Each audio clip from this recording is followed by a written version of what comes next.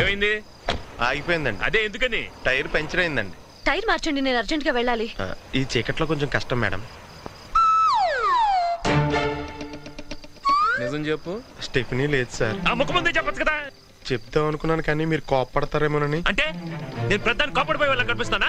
అసలు ఏమనుకుంటున్నా నా గురించి? నేను ఏమన్నా బీపీ పేషెంట్? నాకు అసలు కోపం రాదు తెలుసా? ఇప్పుడు మీరు చెప్తే తెలిసిందండి. ఇప్పుడు ఏం చేద్దాం? నిద్రపోదాం. ఏంటి ఇంకా పడుకోలేదా? లేదు సార్, నేను పడుకోవాలంటే ఒకటి నేను పాట పాడాలి, లేదా ఎవరైనా ఏదైనా కథ చెప్పాలి. నువ్వు పాట పాడుకో, నేనే కథ చెప్తాను. కథలంటే అందులో దెయ్యాలు అయ్యి ఉండకూడదు మరి. ఏం భయమా? అబ్బే ఇంత రాత్రిపూట అవన్నీ ఎందుకని. ఏనా సినిమా కథ చెప్పరా? సినిమా కదంటే ఒకసారి నేను కాశ్మీర్ సినిమా సెకండ్ షో చూసి ఇంటికి తిరిగి వస్తున్నాను. అసలే చలికాలం, పైగా అర్ధరాత్రి, రోడ్లన్నీ నిర్మానుష్యంగా ఉన్నాయి. బైక్ స్పీడ్ పెంచి సందులోకి తిరిగాను. వీధి చివర ఒక స్ట్రీట్ లైట్ వెలుగుతుంది. దూరంగా ఎక్కడో ఓ అని సౌండ్ వినిపించింది. కుక్క కాదు, నక్క. నేను అది పట్టించుకోకుండా ముందుకెళ్ళిపోయాను. ఆ సందు చివర ఒక శ్మశానం ఉంది. మా ఇంటికి వెళ్ళాలంటే అది దాటి వెళ్ళాలి. సరిగ్గా నేను శ్మశానం దగ్గరకు వచ్చేసరికి స్ట్రీట్ లైట్ ఆరిపోయింది. నాకు భయం వేసింది.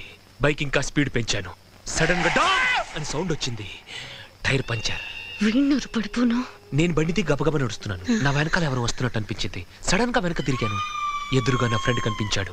వాడిని చూసి ఆశ్చర్యపోయి నువ్వేంట్రా ఇక్కడ అని అడిగాను. వాడి మధ్య నేను ఇక్కడే ఉంటున్నాను రా అన్నాడు. నేను ఆ భయం పోగొట్టుకోవటానికి సిగరెట్ ఉందా అని అడిగాను. వాడి చెవిలో నుంచి సిగరెట్ తీసిచ్చాడు. నా దగ్గర అగ్గిపెట్టలేదురా అన్నాను. పర్లేదు, నా దగ్గర ఉందని చూపుడు వేలు చూపించాడు. దాని చివర మంట వెలుగుతుంది. వద్దు, నాకు భయం వేసి వాడి కాళ్ల వైపు చూశాను. దూరంగా ఉన్న చితిమంటల వెలుగులో వాడి కాళ్ళు కనిపించాయి. అంతా మామూలుగానే ఉంది కానీ పాదం మాత్రం వెనక్కి తిరుగుతుందిలా.